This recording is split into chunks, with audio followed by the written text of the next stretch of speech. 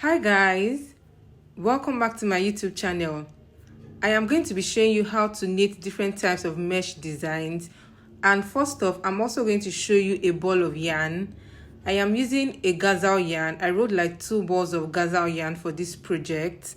Aside this yarn that I'm showing you guys know that I will always show you other things. Next thing would be my selector. This is a 3x2 selector. If you have 1x1 selector, you can also use that. This is a transfer tool, 1x2 transfer tool. This is also a long needle. Then I'm going to show you my scissors and also my comb. Now the comb that I'm about to show you guys is my 50x50 comb. This is the short version of the very long comb that I use most times. To start with this project, I'm going to show you how to pass your yarn through the antenna. First off, this is a strand of yarn, and to start with, you must pass it either from the place I pointed or the other one. That is the very first part to pass your yarn through the antenna. It's a must for you to start with this. Then you pass it through the place I just pointed. There's like a mini magnet there, so you need to pass it through it. So you have one by the left hand side and one by the right hand side. Any one you want to use is fine. Then this one, we have different types. You can either roll it like that or you just put it inside. Either of the two is fine by you. Aside that, I'm also going to show you other things while I am working. To begin, I'm also going to use tension 8 for this project. Most times I love to use tension 8 for my work, either a brother machine or a silver machine, whichever one. That is just for a swatch that I always make most times. Then I pass my strand of yarn through my hand feeder.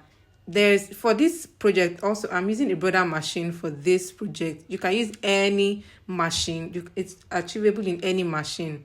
Now I'm going to also bring out stitches 45 for this project. Now this is just a swatch. You can make like 1,000,001 things out of it. You can make a dress, you can make a jumper, you can make a sleeveless cardigan. Anything you want to make is fine with this mesh design. Now I'm going to use my selector to identify stitches 35. Oh yes, it's 35 that I brought out for this sample, not 45, sorry. So I brought out stitches 35. I used my selector to do that. Now the next step is for me to do my A-wrap casting on. My comb is by my left hand side. Then I'm going to drag enough excess wool and I start from the right hand side. Also, the short strand has to be inside the very first needle or stitches or pins, the very first one. Then you roll over it to the next one. After you put it from the very first one, you roll over to the next one, which is the second one. Then you move it to the third, to the fourth, to the fifth, till you get to the final length. The final stitch rather. The final stitch that's close to the can box. After that, you are going to drag the remaining excess wool that you can see, because it has to be straight. It has to align. Once you drag the remaining excess, so you are dragging it through the antenna. So you drag it through the antenna, that's at the back, then it's straight. Now we also have different types of doing this A-wrap casting on method. Sometimes you can also knit once and bring them out to position E, then knit. But before then, I always use this last antenna to hold it. So the reason why I like to use this one to hold it the very last time is to drag it backward. Most times, whenever I do my A-wrap casting on, I always use that for the last one. Then I drag it back. Now, as I said, we have different ways. Sometimes you can knit once, bring them back out, knit twice, do that like 4 to 5 times. But for this one, I like to use my comb. Now, for me to use this comb, I will just raise it up a little bit as I did. Then I grip it. Then I knit once and I continue knitting. Along the line, I'll also show you other ways of doing your A-wrap casting on. So I'm going to knit continuously. Now I'm going to also knit 4 times before I start the mesh design. Once I knit 4 times, I will begin the mesh design. And the mesh design is almost similar like the very first one I posted on my YouTube page, the very first one I said.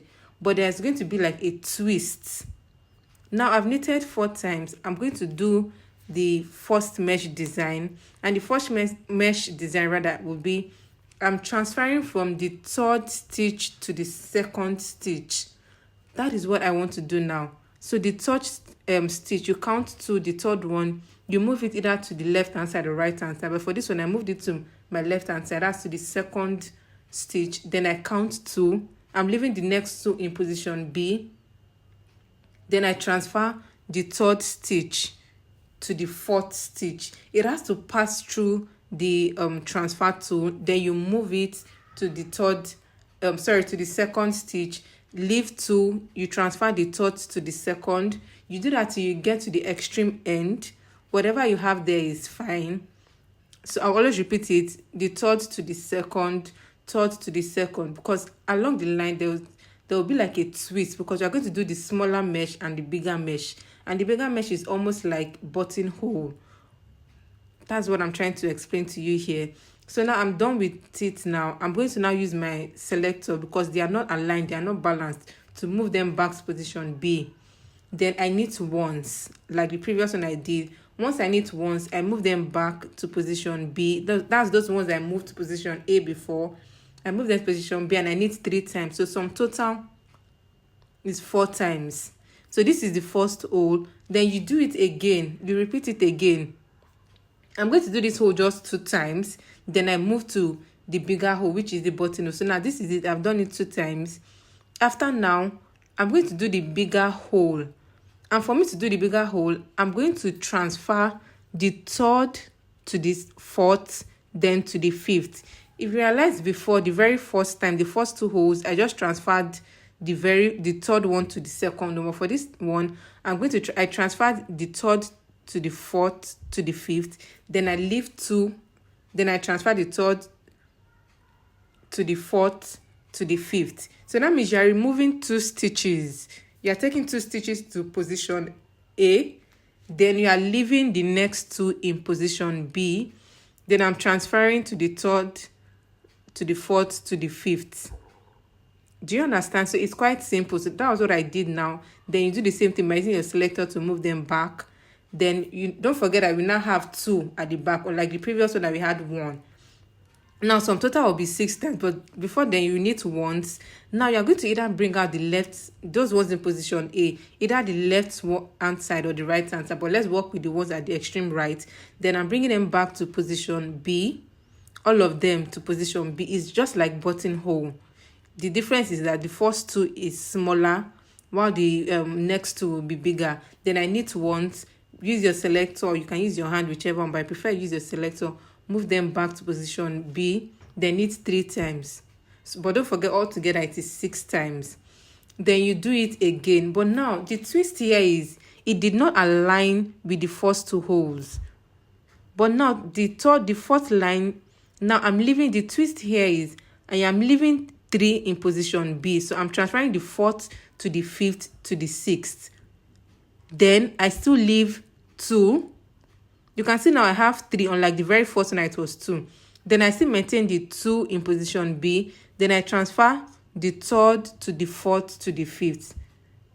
Then I leave 2, transfer the 3rd to the 4th to the 5th. But the twist here is the very first one I left 3. Now at the end of the day, they will not align. They won't give you the same thing for the alignment. Do you understand what I'm saying? So that is what I did now. I am still leaving 2 in position B. Then I'm transferring the 3rd to the 4th to the 5th. Don't forget that it was only the very first stitch that I transferred the 4th to the 5th to the 6th. Now that you're done with this, you knit once. After you knit once, I'm focusing on the stitch by the right hand side. Then I'm bringing them back to position B. Then I knit once. Then I bring back those last ones in position A, back to position B. Now I'm going to do this repeatedly. Like I will continue to do this repeatedly. At first, when I finish this, I'm going to knit 10 times before I move to the next one. That's this same this is like a set. These 4 lines you are seeing is just like a set. So I will now knit 10 times. Now I've knitted extra 10 times. Then I'm going to repeat it again. So it's just a repeated thing. So that is what you're going to do. So you see it at the end of the video. Now that I've done 10 times, I'm going to repeat it again, meaning the very first one, the same one we did the other time, the 3rd to the 2nd, like the very first mesh that I taught you, the 1st to the 2nd, the 1st to the 2nd. No, I've repeated it again. So I've done it 2 times. Then if you want to use, so I'm going to show you 2 types of mesh designs here. This one you can just do repeatedly. That is just the beauty of this. You see it at the end of the video. Now I want to show you another mesh design. So I'm going to need like extra 10 times or 20 times just for you to see the difference between this very first mesh design that I did and the other mesh design I want to show you. So besides this video, I will still show you other, like I have like a lot of designs that I really want to show you guys, but the next one that I want to show you is similar to this one, and it's almost similar to the very first mesh design I posted. Now I'm going to work with the very first line, then the second line there will be like a twist. So we are doing the same thing, the third one to the second one, third to the second one. You do that till you get to the extreme end, then you just follow the normal procedure. But the next line there will be like a shift. The shift would be, I am not starting from the third, I'm not moving from the third to the second. I will now move the fourth to the third, then still stick to third to the second, third to the second. Now this is the first line, which I did is the one I did previously. So the second line is the twist. Now I'm going to transfer the fourth to the third, then still stick to third to second. That means it's not going to align. So this is it here. I move the fourth one to the third one, then I will still stick to the third to the second, leaving just two in position B. Now why I'm doing this is there is now a shift along the line. You now realize that they are not the same thing. Normally I'm supposed to bring out that one to the other one, but I'm going to move it because of the shift that I did from the very first one. You will now see that it has this zigzag look, or this cross design. So that was, at the end of the day, you have just one in position B. You always end at one in position B. So now what you will do for this second line is what you will do for the fourth line, is what you do for the sixth line. It's just like the even number, while the odd number, which is 1, 3, 5, is the one you did the first time. You can see that they do not align. It's not the same thing. There's like a shift here. So now the third line will be the very first line that I did, which is the normal one, the normal mesh design that I did. That is what I am doing now. While the fourth line will be the one I did, the second line. That's the third one that was in position B, which I moved the fourth to the third. So that is just the difference. And it's a very, very beautiful design. Trust me, it's a lot of people have been asking me how I got this design, and it's quite easy. It's just a little bit tricky, but it's quite easy. And one thing about mesh designs is all about concentration. So you are going to see the beauty of the two mesh designs that I'm going to show you guys now. And if you want to knit anything, you can knit, as I said, you can knit a dress. At the end of the video, I'm going to show you the dress that I made. You can see it has this zigzag look or cross look. That is the beauty of this one. Now, if you want to make anything, as I said earlier on, you can use this design, either the first one I just showed you guys, or this second one that I am doing at the moment. Or you can even work with the two. Do you understand? Anyone you feel you can work with, if you can mix these two, or even the three, meaning the very first design I showed you, you can mix it if you want to make a dress with it, or you can just stick to one. Any one you want to work with is fine. I'm almost done with this project for you to see the beauty of both of them. And most times whenever I use it for my client, I always have like a positive feedback, and they always love this design. As I said, one of the beauty of the things that I do most times is the beauty of these dresses that I make. Most times I make dresses, so you can see the beauty of it. I made like two. This is like two sets, then this is just a set. You can see that they do not align. This second mesh design, this is also the back of this project that I just made. I'm going to turn it for you to see how the front will look like. Is the back. So this is the front. As you can see, it's a really, really beautiful design. And I will want you guys to try this design and make anything you want to make. So I'm already done.